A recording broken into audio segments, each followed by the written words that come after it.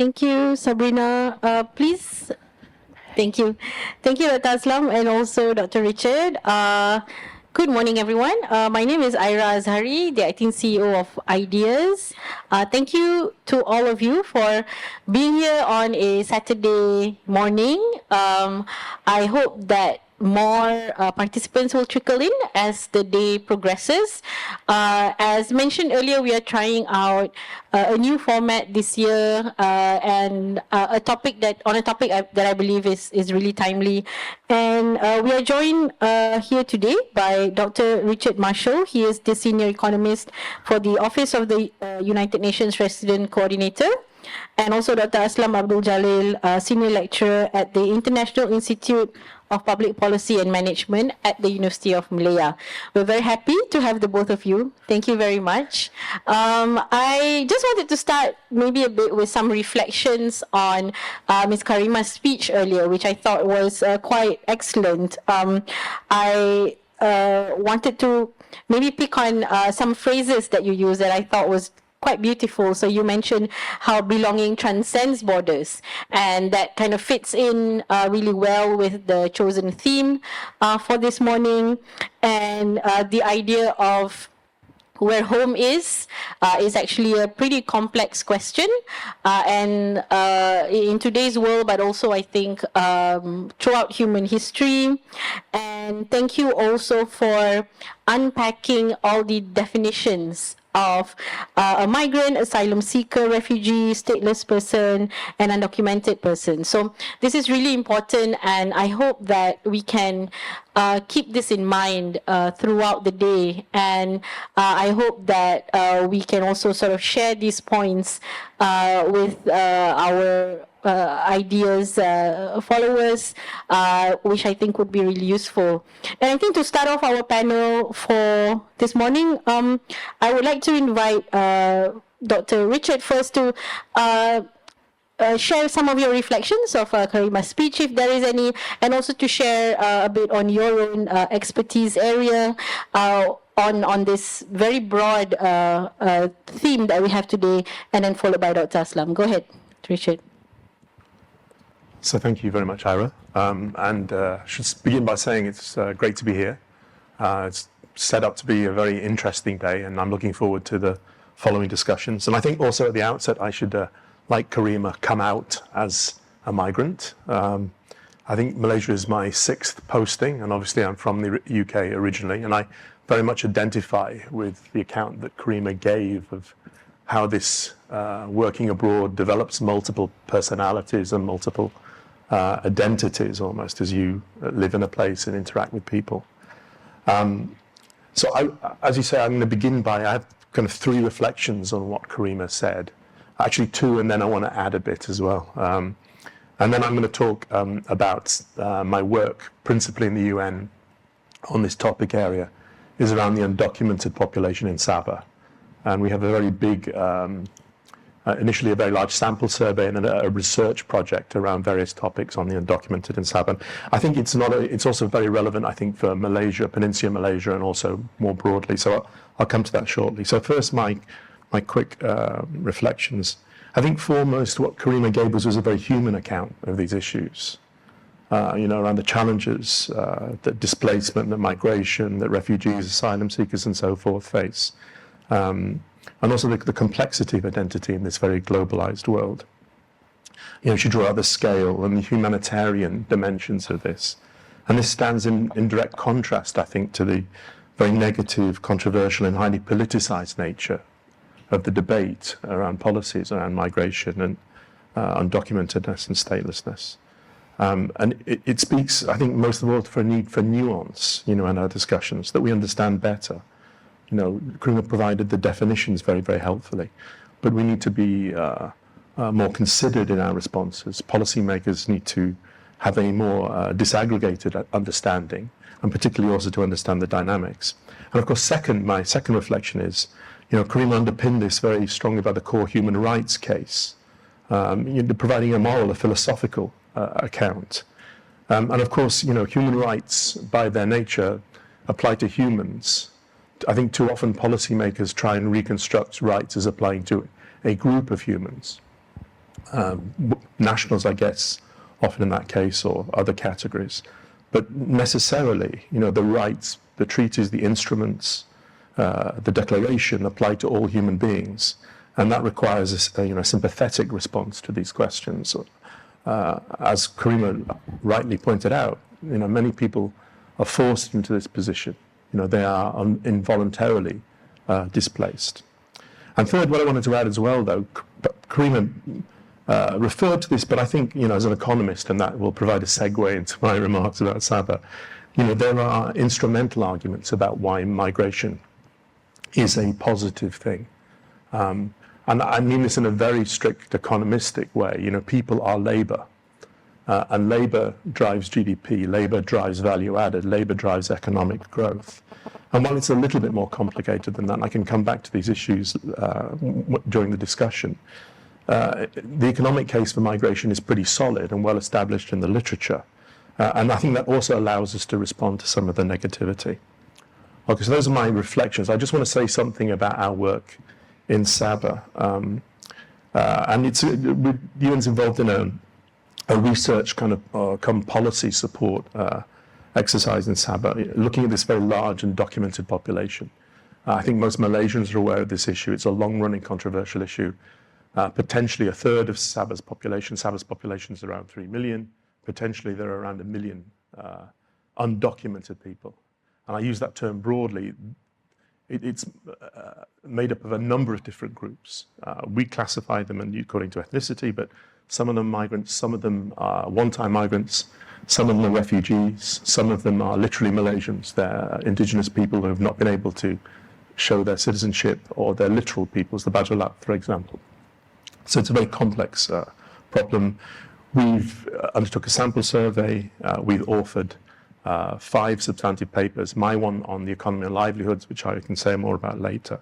But we did papers on the profile of these groups and their origins, the documentation they held, and health and healthcare issues, and also the education of undocumented children. And this issue has plagued policymakers for a long time. And back in 2018, the government of Sabah actually approached the UN to try and find solutions to this. And in response, with help from the University of Sabah, Malaysia, we undertook a sample survey, which was a difficult sample to draw, given these are undocumented groups, which provide information around 13,400 undocumented individuals. So a very substantial survey. And since then, we've had an ongoing dialogue with the government of Sabah. We produced the papers subsequent to the sample survey. We've had 2 dialogues, and they've progressively become initially very closed door. They've progressively become less closed door. But I have to say, these papers and these findings are still not published, but I have asked Karima, and I'm going to share with you, I think I have 7 or 8 points I'd like to make that come out of the study, which I think also are very, very interesting for the debate today. So I think my first thing to tell you is on numbers. As estimates of these populations are very, very hard to come by. And in our study, we don't really make a substantive attempt to do that. But if you look in the literature, as I say, around 1 million people likely of Sabah's population are undocumented. That is 25 to 30% of the population, very, very substantial numbers, similar numbers in the labor force. Where they come from, as I said, is also very complex. But I want to underline this population, they're undocumented in Sabah, is not a new population. Most have been there for at least 1 generation. 40% plus that are not migrants in that sense, or one-time migrants. They are, as I say, indigenous, or they're literal peoples, or they are refugees. And we adopt an ethnicity-based classification rather than one based on the reasons they came to Sabah, to depoliticize some of these issues, to take some of the heat out of it. But regardless, the population is very diverse and very large, and that is probably also the case in Peninsular Malaysia. Third, a key finding is we decouple fulfilling human rights from questions of citizenship and permanent residence, because that's often where the political heat is. If you think about the human rights agenda, your right to access education, to health and so forth, that is probably fulfilled by giving you an identity, right, rather than conferring on you citizenship. So the core argument we're making in the papers is to offer someone what we term effective legal identity. And we define that in terms of your ability to access services and your ability to participate in the economy. Fourth, a really interesting finding is that being undocumented or documented is not a binary issue. We find a large proportion of the undocumented in Sabah hold some kind of identity document. And they vary in their value. The most valuable one, I guess, being Malaysian citizenship, and there are a small number of children who have been given citizenship. Others hold refugee cards, also a useful document to hold. But around, probably around half hold no documentation at all. So it's very, it's very, very challenging.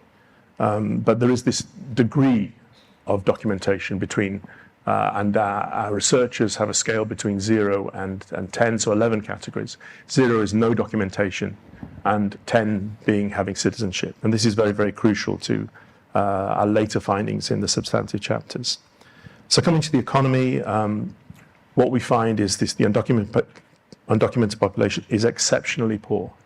So just using the Malaysian definition, the income poverty line, Malaysia has different lines for states. Using the Sabah line, 93% of our sample would be regarded as poor.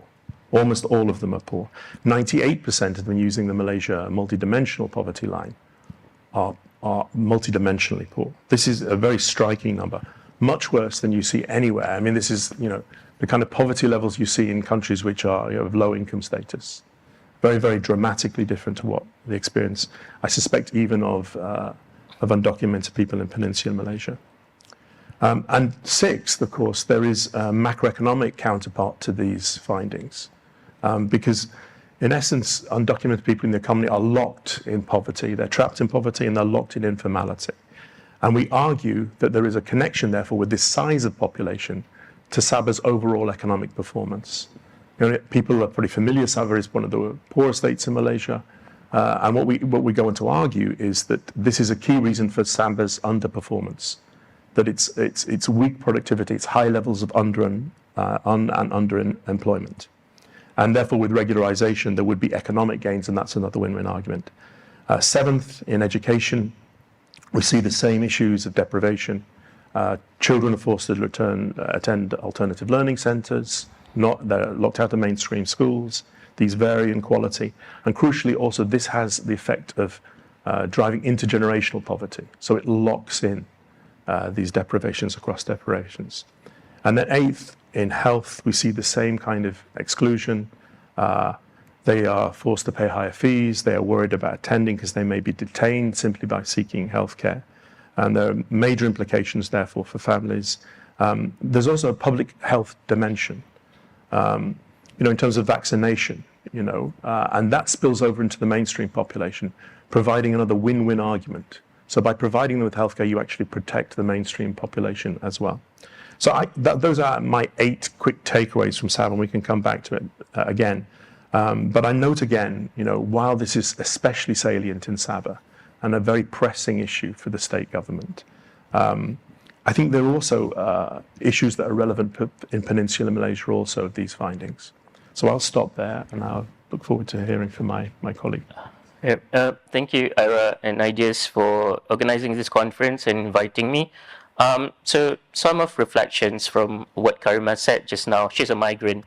I'm also a migrant, actually. So when people ask me where do I come from, I still don't have an answer until now, because I grew up in different places across Peninsular Malaysia.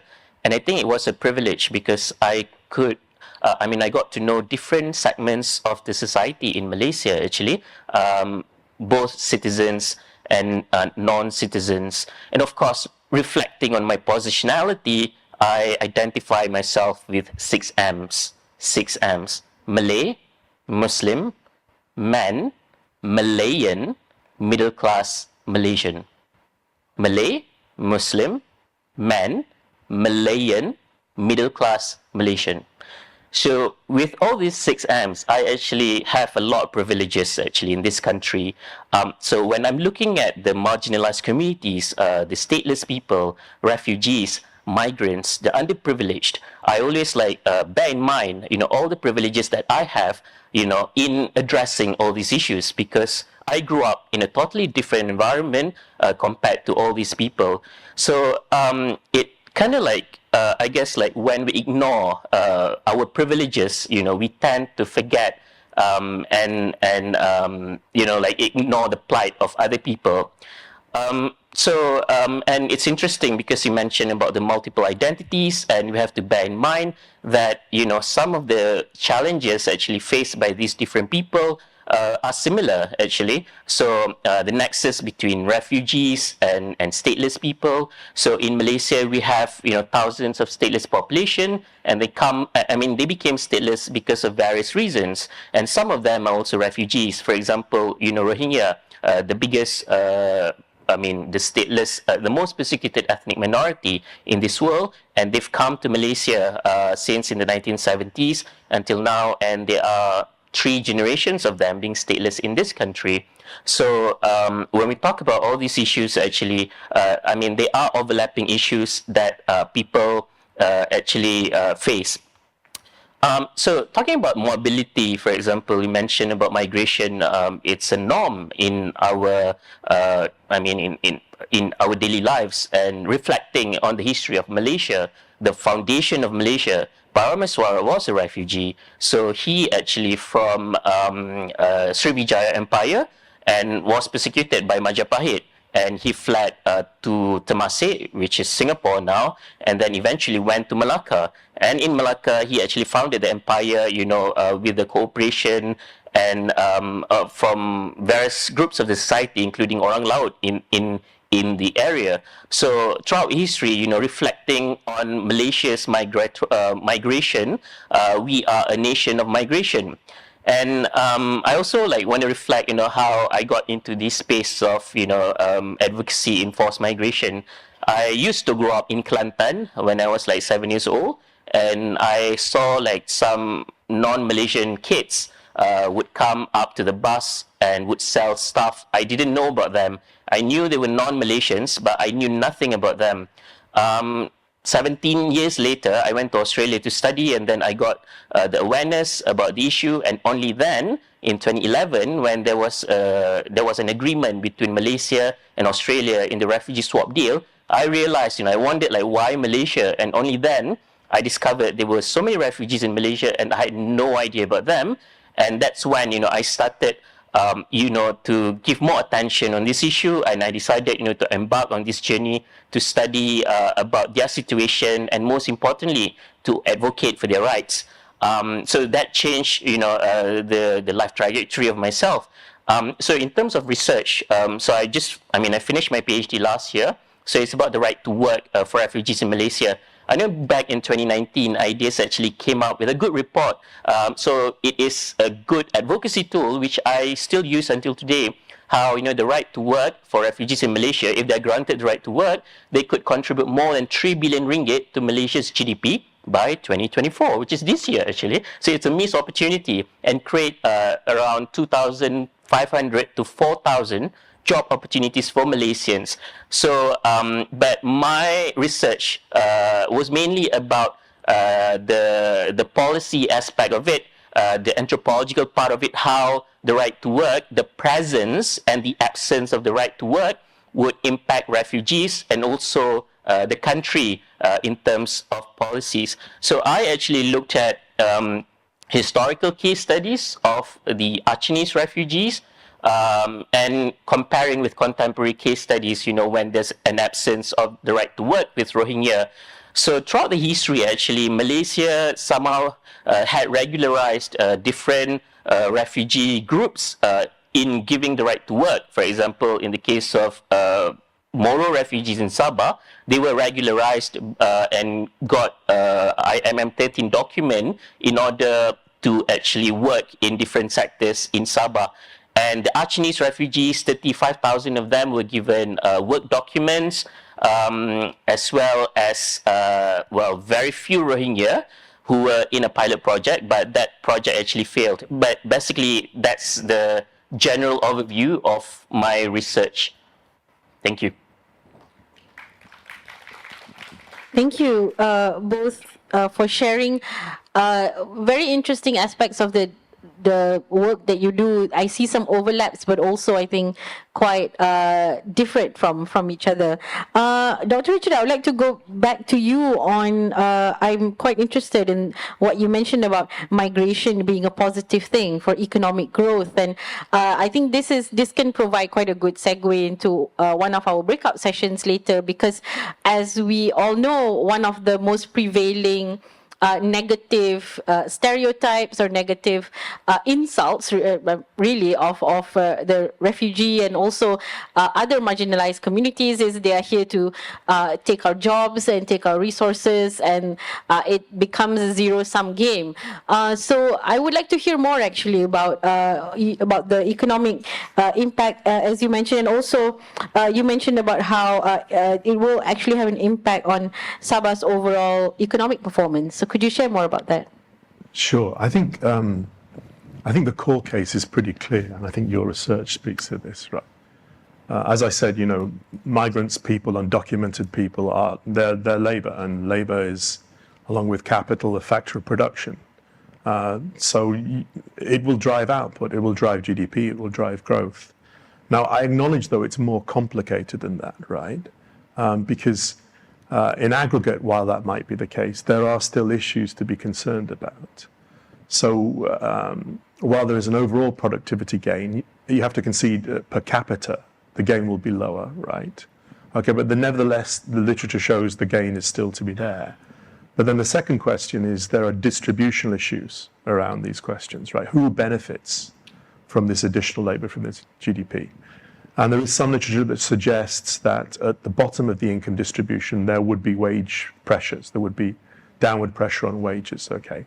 However, that doesn't mean there is not a net gain being received because of migration or the regularization of undocumented people.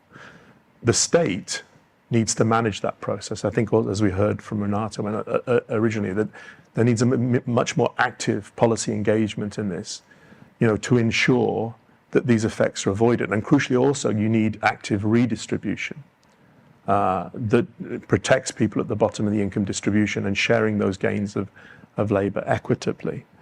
But nevertheless, it's fairly clear that there's a net gain to be had here. In relation to Sabah, Sabah is a fascinating place. Malaysia is fascinating, but Sabah is super fascinating. I have to say something on this. Sabah's contribution to GDP in Malaysia is pretty high. It's like 6-7% of GDP. It's up there with some of the larger states, right? Quite a big contributor. Yeah, for sure. No, I mean economically, its economic weight is sizable in Malaysia, right?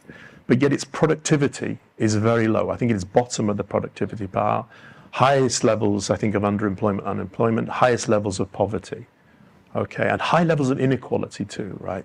So something strange is going on, right? And I don't pretend that the undocumented population is the only issue.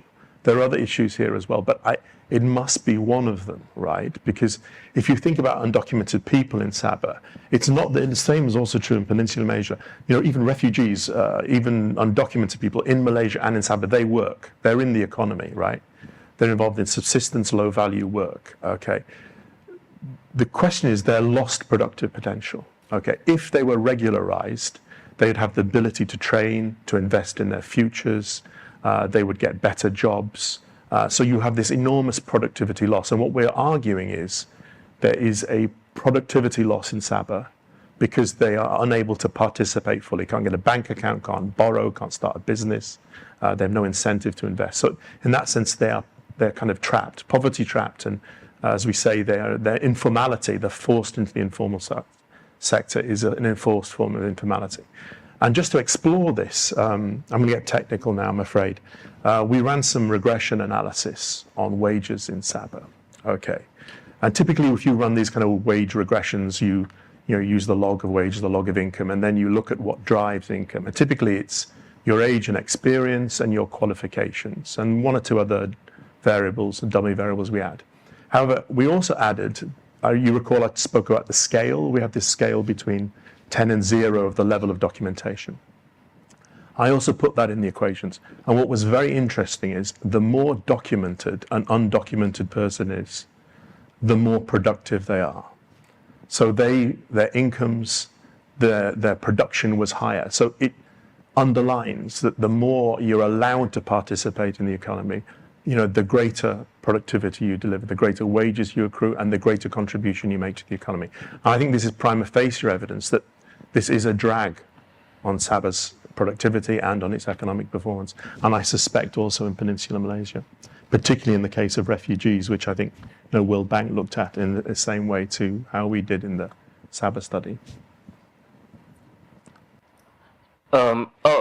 So basically, just looking back at the theme today, borders, right? So borders exist in visible geopolitical borders as well as invisible heterogeneous borders, because there are many ways you can exclude people from accessing your services or being included in your community. So bordering practices are everywhere. So it's a way how the state actually excludes you from certain aspects, and borders can be multiplied.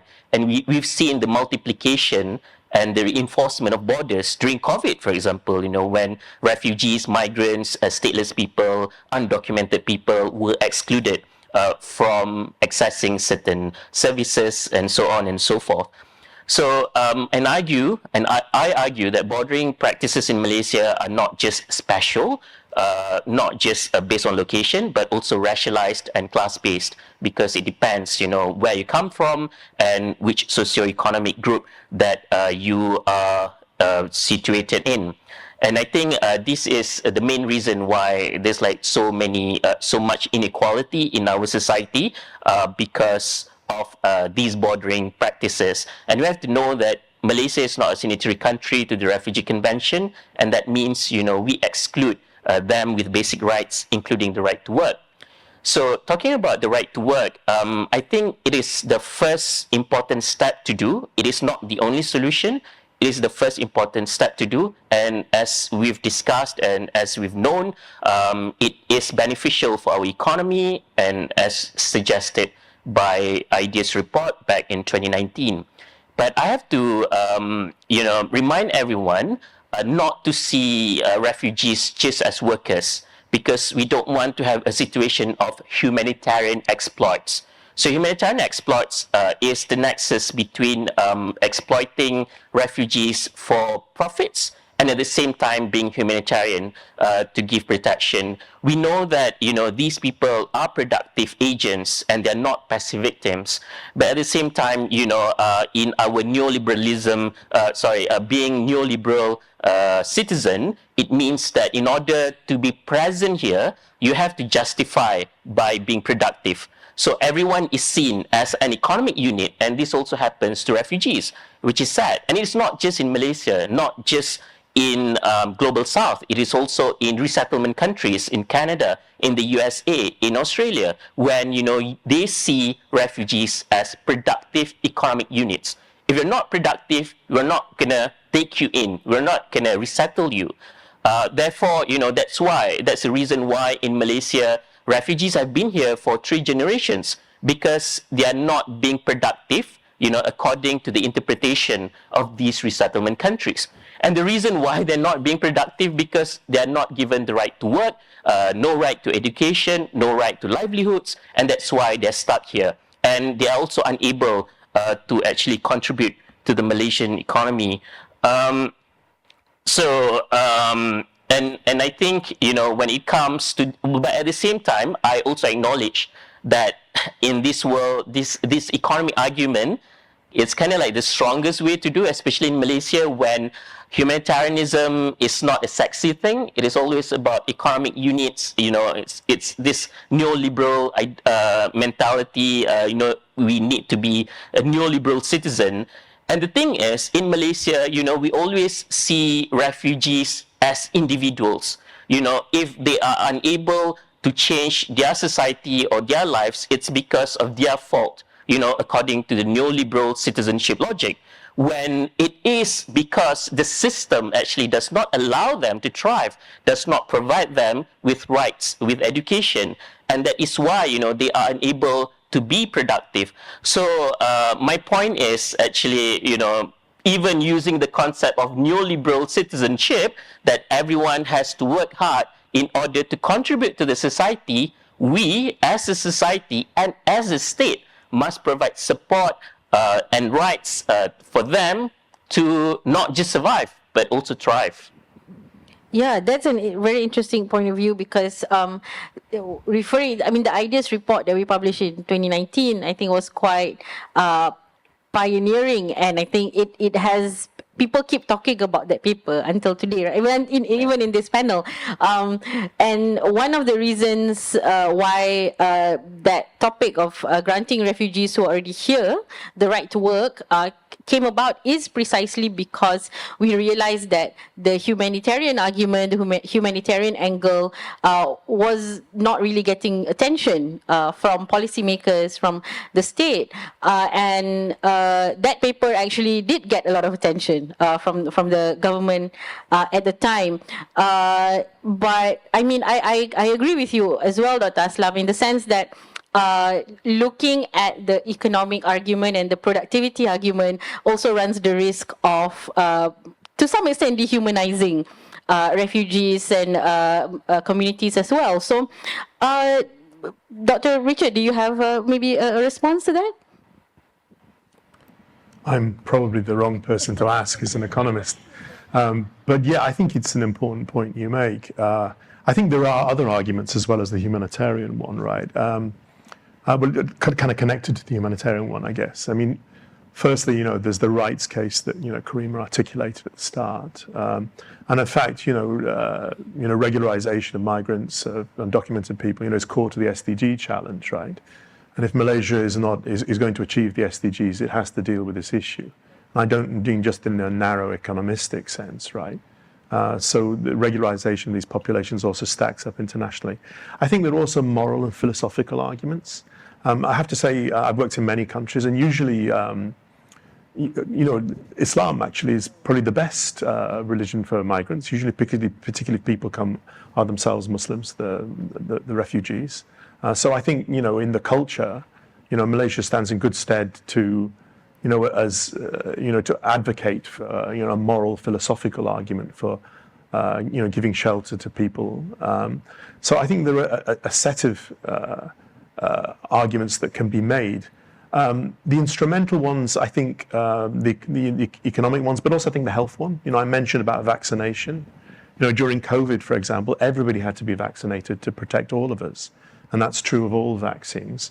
So I think when you're assembling a case, I guess that's what you're asking me, how to defeat the forces of evil, I guess. You need to assemble all of these arguments in a package.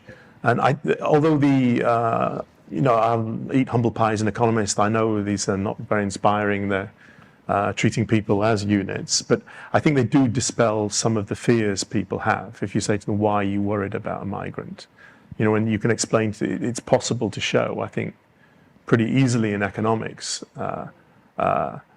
so long as there is effective management of the process and there is effective redistribution, that those fears are somewhat misplaced.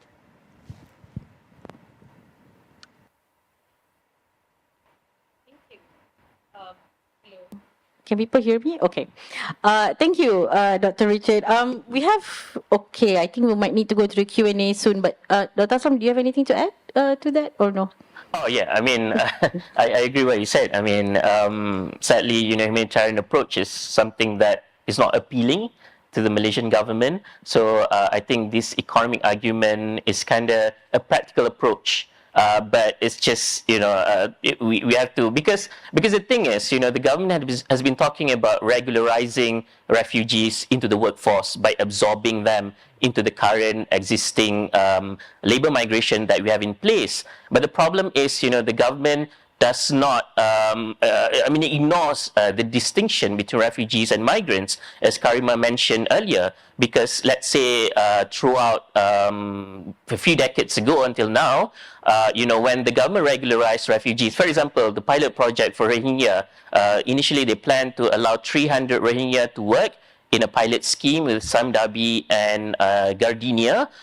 So less than 100 of them joined, but they simply ignored the fact that refugees are a different category from migrant workers. Because, for example, refugees here, the Rohingya, they have their family members, they have their spouses, their wives, and also children. So when they were put in a plantation area somewhere in Negeri Sembilan, they were separated from their family members and from the community.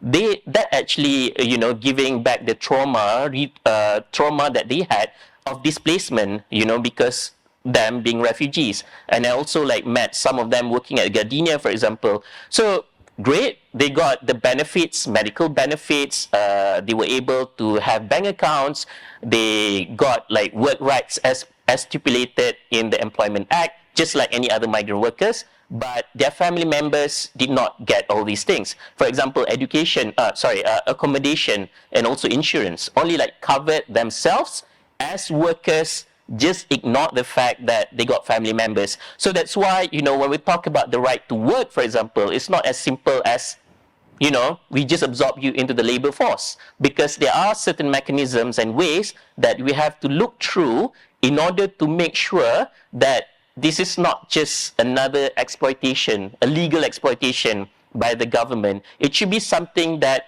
a humanitarian labor migration approach that we should take. Yes, I'll just steal the floor again.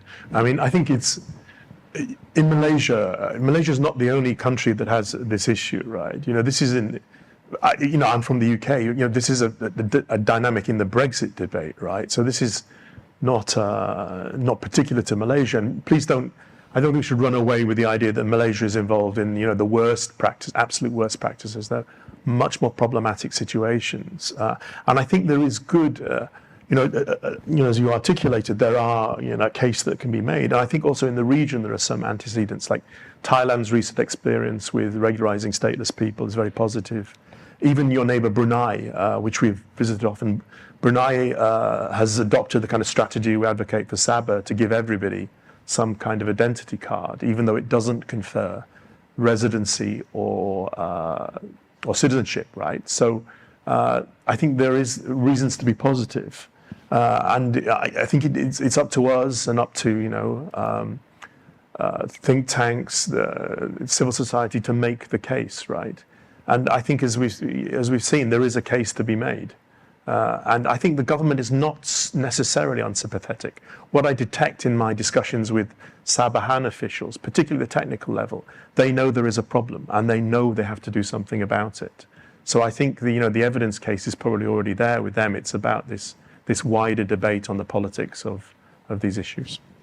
Thank you. Okay. I think I really enjoyed that sharing session from both of you, and I think we got some good different perspectives. I would like to open the floor to questions. Now there are two microphones, I think, in the middle of the hall. I have my colleagues to assist anyone. Please go to the microphone. I'll take two questions at a time, and our panelists will answer them, and then we'll go into the next two. Yes. Just please state your name, just a short introduction, your name and your organization, please. Thank you.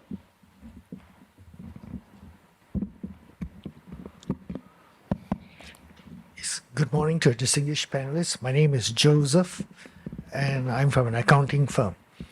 The question I wish to pose is there any legal framework at national level or regionally with regard to the refugees' occupation of this land? And because the refugees are everywhere, not just in Malaysia, there got to be a legal framework, how we treat them and what kind of benefits are given to them. So what is the legal standpoint in Malaysia? Thank you. Thank you, Mr. Joseph. Is there another question from the floor?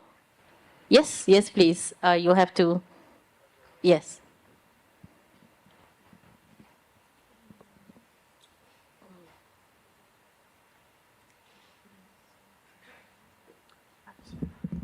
So in the same vein, my name is John.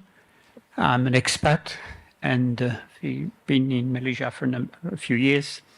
A couple of days ago, I was in a different country visiting a business lounge.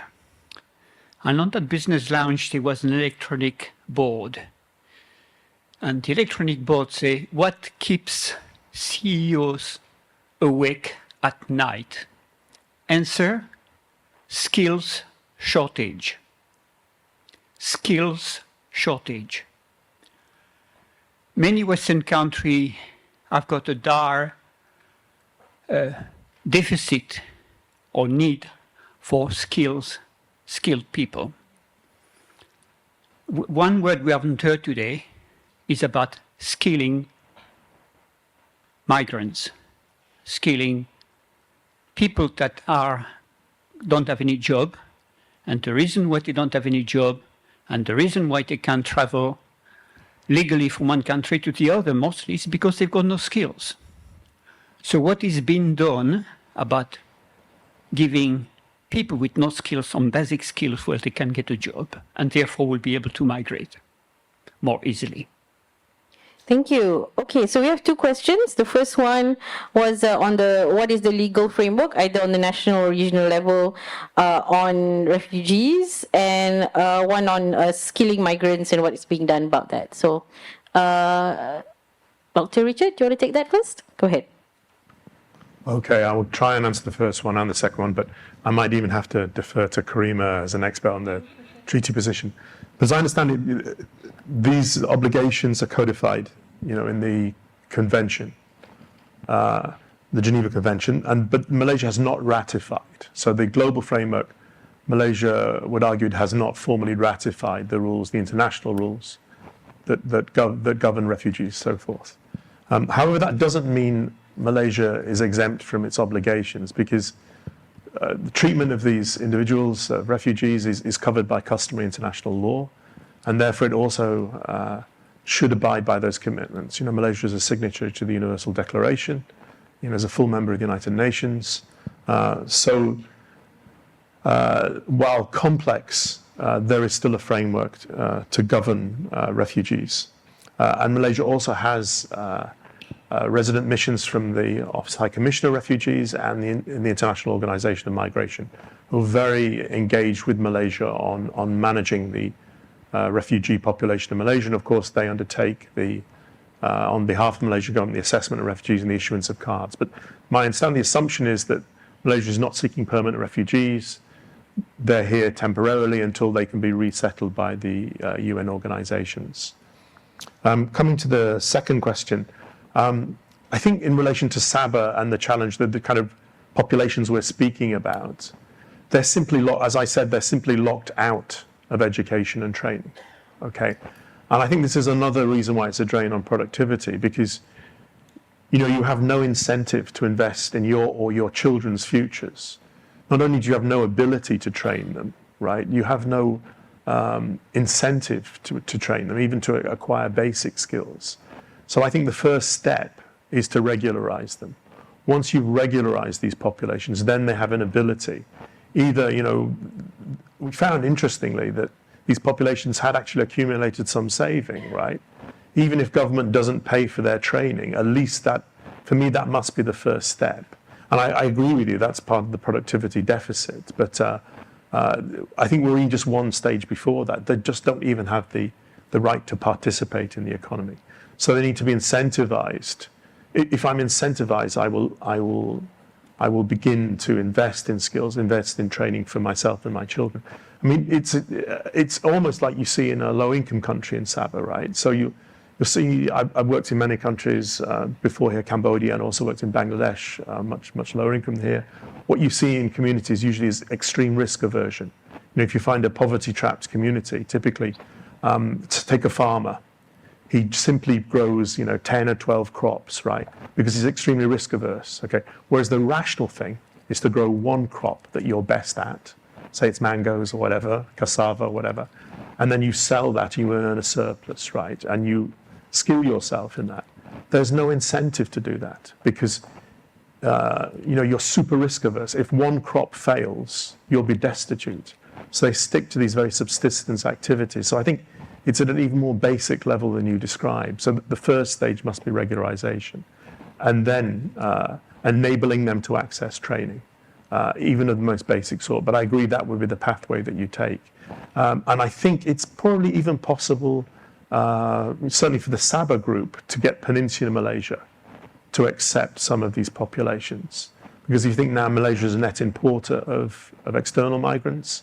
You know, if they were, obviously the Sabah undocumented, they are mostly fluent in Bahasa Malaysia. They're like, it would be much more favorable for them to work in Peninsula. So I think that must be the route. But as I say, I think we're just one stage before that for these populations. I think I should make it clear that citizenship is a right. So for those who are stateless in Malaysia, they must get citizenship, because that's the number one thing, that you have to get in order to get your rights. You know, and Hannah Arendt mentioned about the right to have rights. How can you have rights whenever you are outside of the political community? So in order to enjoy the rights as stipulated in our constitution and our laws, you must be part of the political community, and it's through citizenship. We must be clear about that. Citizenship is a solution for those who do not have citizenship in Malaysia. And in Malaysia, actually, so in the case of Sabah, many of them were granted IMM 13 document. So it is allowed under our immigration law as well as Passports Act. So IMM 13 actually is a pathway to get citizenship. After a certain number of years, you could apply for permanent residency and eventually as a citizen. However, you know, there are so many barriers why they are unable to apply for residency and citizenship, and that's why, you know, we have seen many cases of undocumented and stateless people in Sabah. So talking about the legal framework in this region, basically in terms of the right to work, there's none.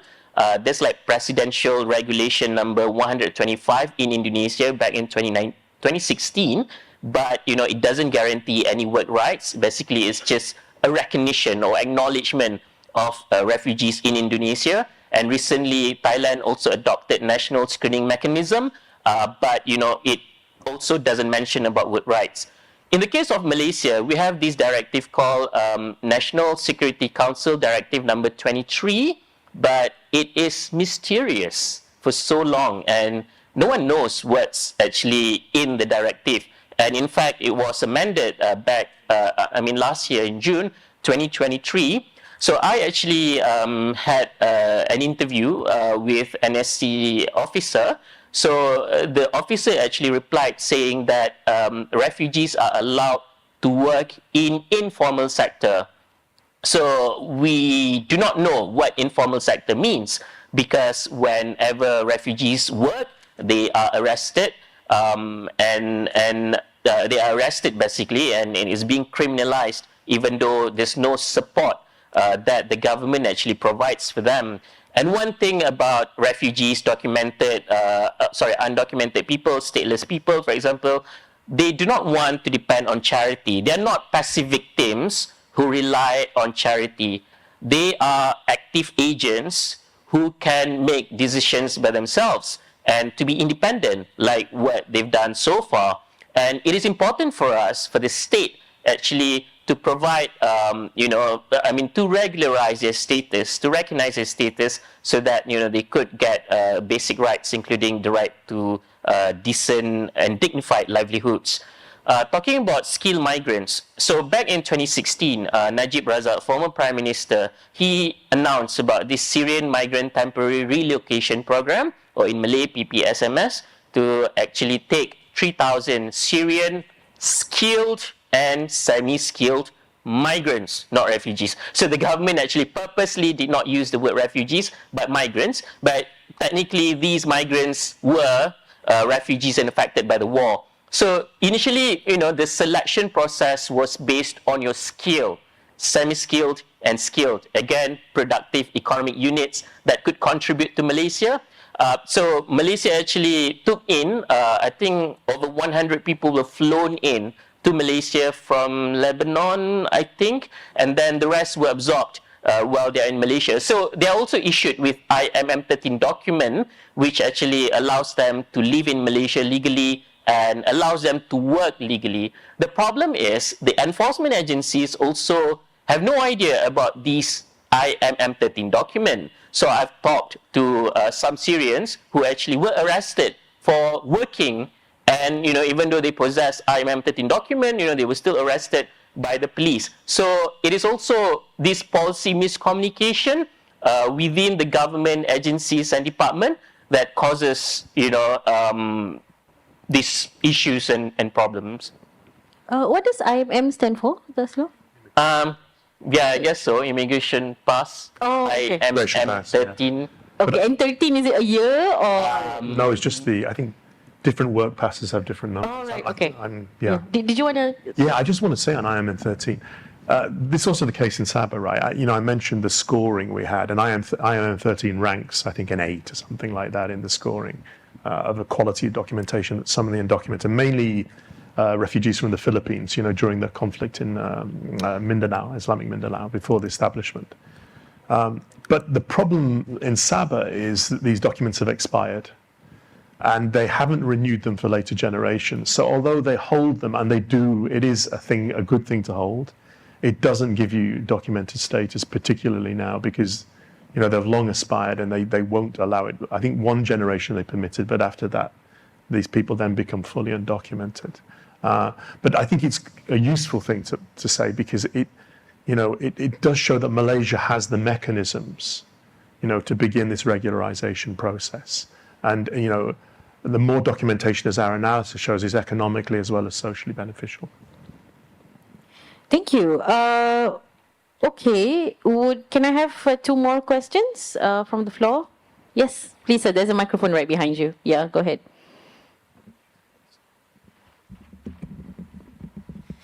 Assalamu alaikum and good morning. Dr. Richard, who has worked in Bosnia. I'm from Bosnia. My name is Mirza. I'm a bit skeptic on your statement that Islamic countries are best for refugees. Maybe your research is based on Malaysia and Turkey, Bosnia thing. However, we have a terrible war going in Sudan. We had wars in Syria, in Afghanistan, Libya. We are having now wars going in Palestine and Lebanon.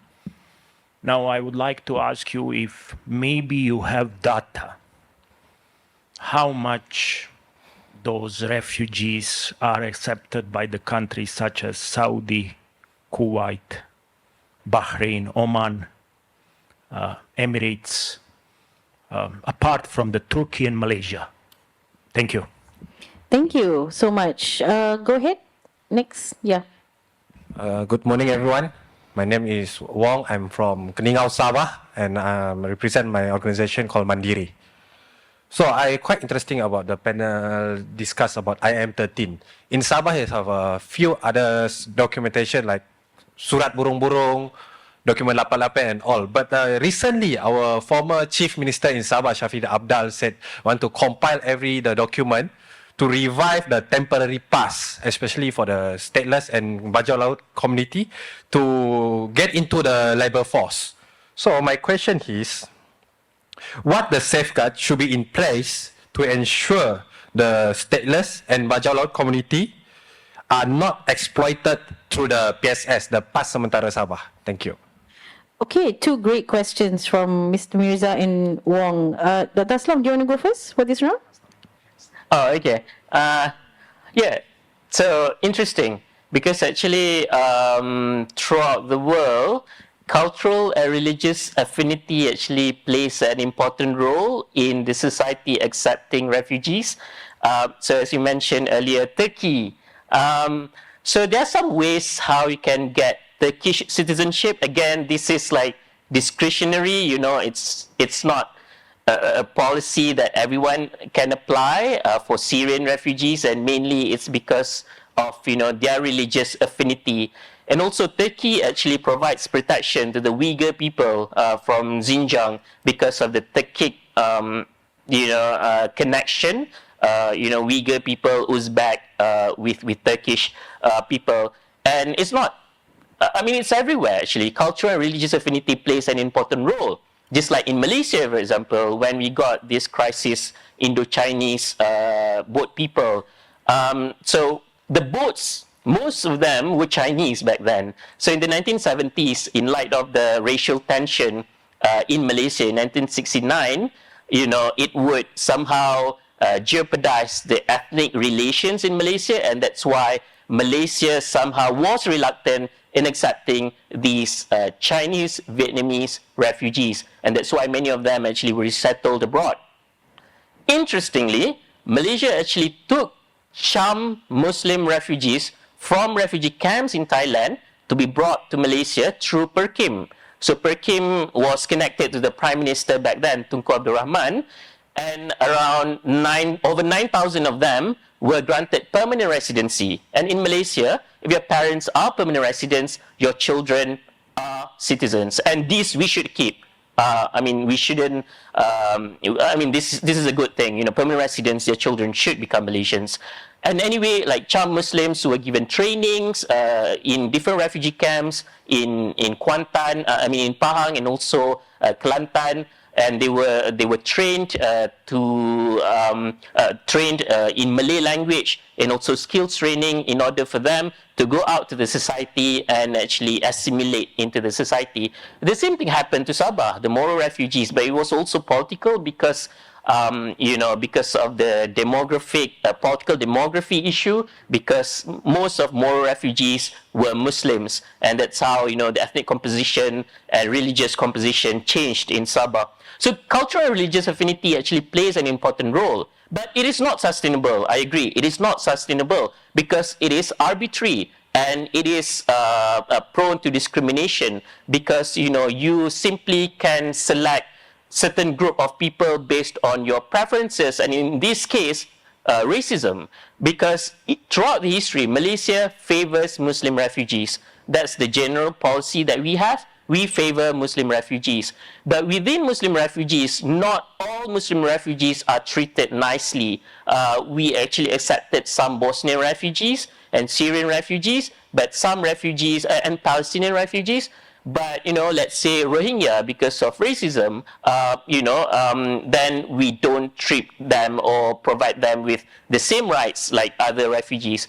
And the problem lies with, the lack of clear policy, because there's no clear policy that defines who a refugee is and what kind of criteria that we want to give protection. And this is the main reason why we have this kind of discrimination that happens in Malaysia. Actually, I was hoping you said that I don't have to go ahead, because the questions are getting very controversial. I'm very glad that Dr. Aslam went first. So in relation to this Islamic question, I think what I meant really, rather than from a data perspective, from a philosophical, moral perspective, right?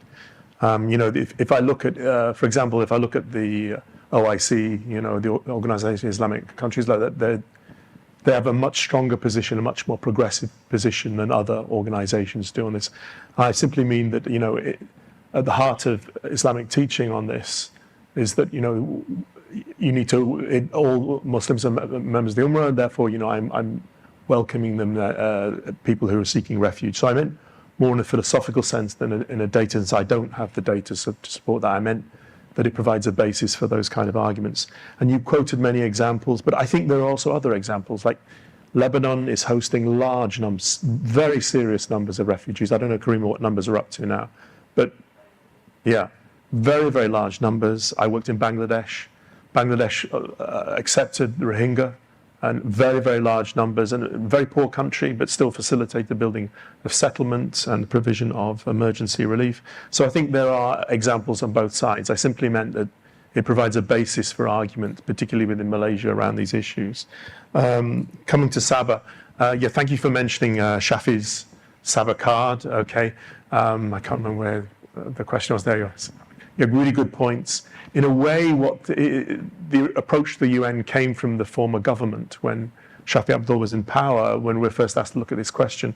And really our arguments coalesce around the same position I ended up taking to provide some kind of basic identity. But you're also right. You know, when the process is undertaken, there needs to be protections, right, that ensure that minimum wage law and employment regulation, health and safety law also applies to those that you've regularized. And actually that's good for the wider population as well, because it will protect them from unfair wage competition. It will protect them from a race to the bottom. So yes, I agree 100%. Let's have a car, but also it has to be well regulated and overseen. Also, I just want to make a quick comment about Pasar Mentara Sabah. I think it's just a short-term solution. It's not a long-term solution. The long-term solution is citizenship. I think I want to make it clear that, you know, when you keep issuing these short-term passes, you know, you have to keep renewing, you know, what's the future? You know, how can you have a future in this country when you've been in Sabah for different generations? So citizenship is the way to go. And the thing is, in Malaysia is that, you know, whenever you issue documents, it's always arbitrary and discretionary based on the officers who issue the document. That's a problem. We should have a clear mechanism, SOP, and it should be institutionalized. You know, these are the criteria that you have to fulfill in order to apply for certain passes or documents. And when it's institutionalized, it's not prone to abuse, and it actually will discourage any any bribery, you know, abuse of power, and so on and so forth. Thank you. Yeah, I think the sort of arbitrary determinants is cuts across many areas of policy in Malaysia, right? So we don't have much time left, but I think what I'll do is I'll take one more question, and then I'll get our panelists to conclude as well. Yes, please, sir, go ahead.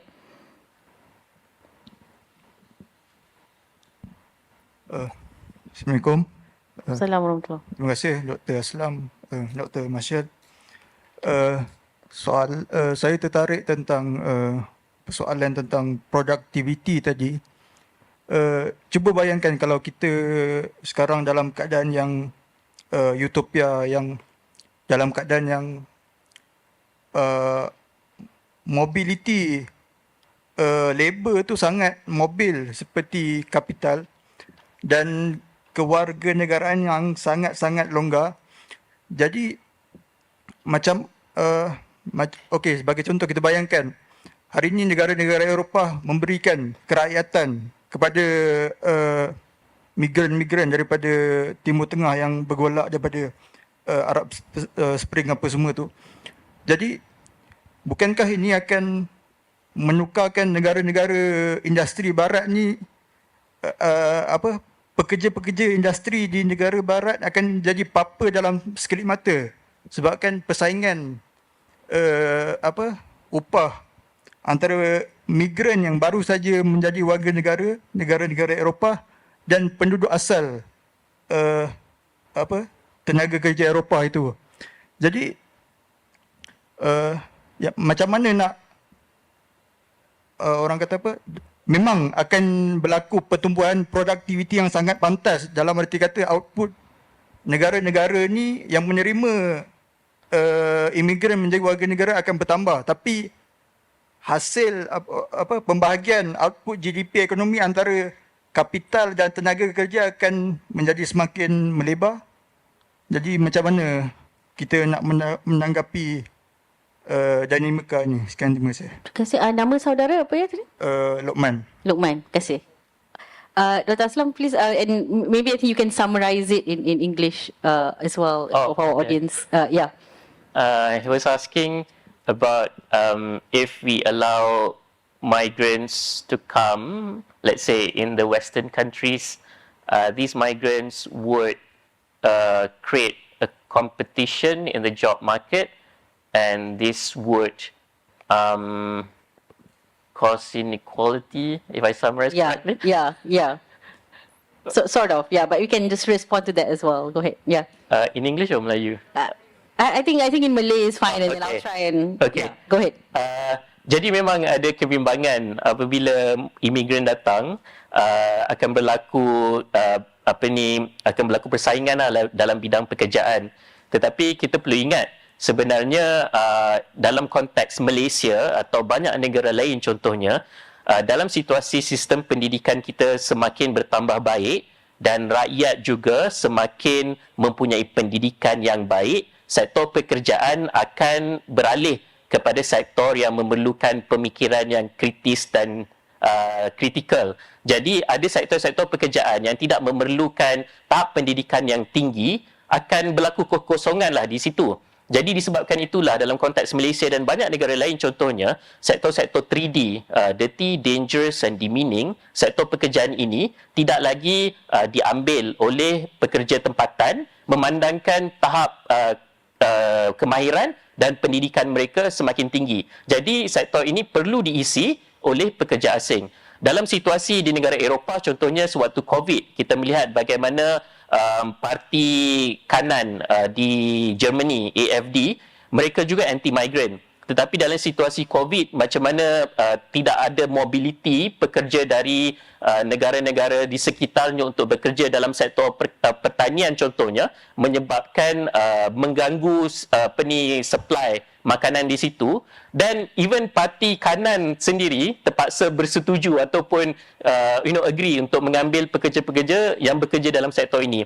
Jadi competition itu akan wujud bagi sektor-sektor tertentu. Saya tidak menafikan, tetapi secara keseluruhannya lebih banyak kebaikan apabila migrant actually dibenarkan untuk bekerja dalam sektor-sektor. Sebab itulah pekerja asing ini perlu dilihat dari sudut, macam contoh Malaysia, Kementerian Sumber Manusia, dan bukan sepatutnya Kementerian Dalam Negeri. Sebab Kementerian Sumber Manusia sepatutnya lebih tahu apakah keperluan kita, dan in fact keperluan kita semakin lama semakin meningkat untuk mengambil pekerja asing. Sebab itulah situasi di banyak negara apabila mereka mengambil pekerja asing, mereka membayar gaji yang rendah. Jadi undang-undang negara itu sepatutnya perlu menguatkuasakan satu undang-undang yang tegas bahawa pekerja, tak kisah sama ada pekerja migran ataupun pekerja tempatan, mempunyai hak yang sama, gaji yang sama. Contohnya di Malaysia, sebelum ini, pekerja tempatan, pekerja migran tidak mempunyai hak kepada gaji minimum. Tetapi beberapa tahun lepas, mereka dapat gaji minimum. Jadi, competition antara buruh murah dan buruh tempatan yang mungkin lebih mahal tidak akan berlaku. Jadi, tapi ada faktor-faktor lain lah yang akan berlaku. Tetapi saya rasa banyak isu ini disebabkan sikap kita yang takut kepada orang yang kita tidak kenal, the unknown. Dan ini adalah satu the great replacement theory ataupun teori konspirasi yang digunakan oleh white nationalists di Amerika Syarikat.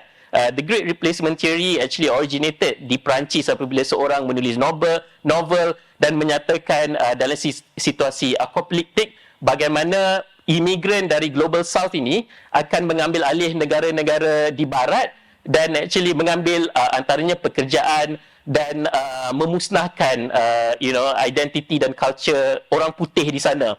Jadi the Great Replacement Theory ini digunakan di Amerika Syarikat, being amplified untuk demonize migrants. Dan saya risau benda yang sama berlaku juga di Malaysia apabila kita melihat orang asing yang cuba untuk mengambil alih ekonomi kita, untuk mengambil pekerjaan kita, sedangkan realitinya mereka diperlukan disebabkan keperluan mendesak dalam sistem ekonomi kita dan juga masyarakat kita. Jadi itu sepatutnya benda yang kita perlu aware lah, kita perlu tengok kepada data bagaimana sumbangan mereka terhadap ekonomi Malaysia, dan mereka kita orang tempatan dan orang pekerja migran dan pelarian saling melengkapi antara satu sama lain.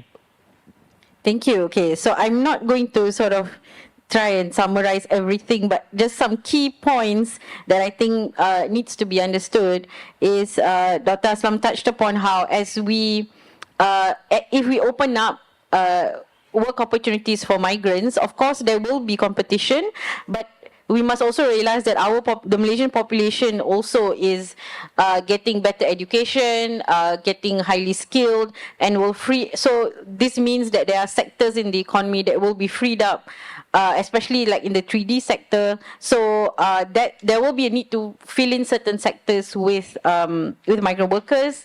And competition will exist in different sectors, and that's why the issue of migrant workers actually needs to be seen from a Ministry of Human Resource angle rather than a security angle, which is what it is seen now. So, Dr. Richard, I will give you a just short chance to conclude, and then I need to end the session. Go ahead. I'll try and be super quick, and I'm sorry I have to reply in English. I do go to YMCA for Bahasa class, but I only did level 1. So I can only ask for things like nasi lemak and roti canai. So those are the important things. Yes. Anyway, so let's begin. The question asks a very big question. I think I touched on it before about the economics of migration. And he raises legitimate concerns, I have to say. But as I said, there is always an overall gain to migration because you're providing more labor to the economy. And I think it's also important to recognize usually migrants do jobs that other people don't want to do. And those activities typically would not be economic without migrants doing those jobs. In Sabah, the obvious one is oil palm, right? Without being able to pay relatively low wages and have very itinerant workers, that activity simply wouldn't exist in Malaysia. It's likely would have just migrated to Indonesia. Because you know what? Oil palm also grows in Indonesia. So you need this labor input to make that work. But speaking to his point, there are 3 issues, right, to be taken account of. First, there is likely to be competition. Particularly, the literature says at the bottom of the income distribution. Migrants are usually unskilled. Okay, the vast majority, although there are some very high-level migrants, which we tend to call expats, but at the bottom of the distribution, there is usually competition there. And that's why I argued that there needs to be protections, a level playing field so that there isn't this race to the bottom, and also active redistribution to deal with that. There is also a case that longer term, the use of migrant labor, particularly low-value migrant labor, would discourage businesses from investing in the skills and abilities of the existing workforce. That's a very long-term argument, but it's also something to be concerned about. I think also there's an issue around not necessarily economics, but the service provision. If you look at some of the heat that Dr. Aslam referred to, Alternative for Deutschland, also actually in the Brexit debate, it's about access to services. So the government also needs to ensure there's adequate health provision, there's adequate schooling. But of course, the government is earning extra tax revenue once these people are within the economy. But again, I emphasize, to make a success of this and to deal with these difficult political issues, it needs effective management of the process. I think no one is arguing that Malaysia should open the doors and have a free-for-all.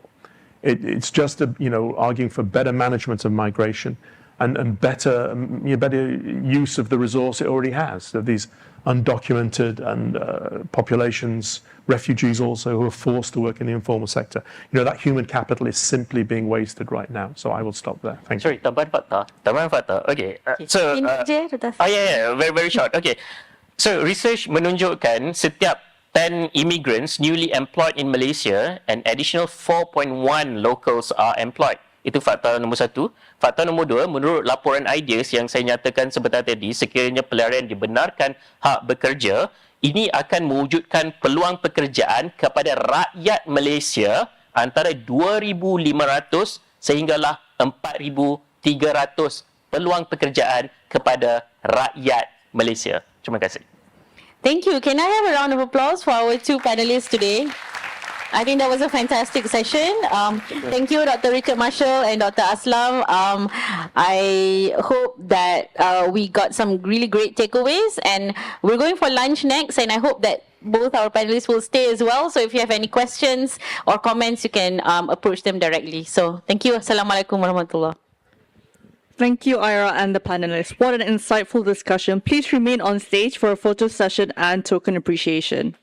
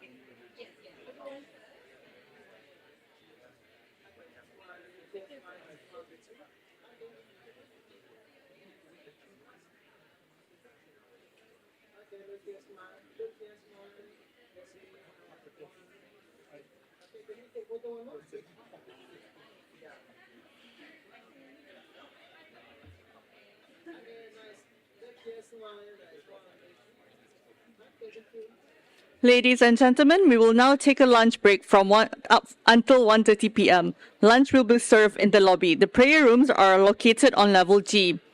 After lunch, we will have 2 breakout sessions, equally interesting. Breakout session 1, debunking refugee myths and stereotypes, will be here, while breakout session 2, impact of statelessness on communities, will be at tiered classroom 2 at level 2. Our committees will help you with the direction to the venue. Also, be sure to drop by our photo booth and don't forget to collect your photos during lunch. Also, please be reminded that lunch is provided for delegates wearing the conference lanyard only. Enjoy your lunch, everyone. I know everyone's eager to leave. Bye.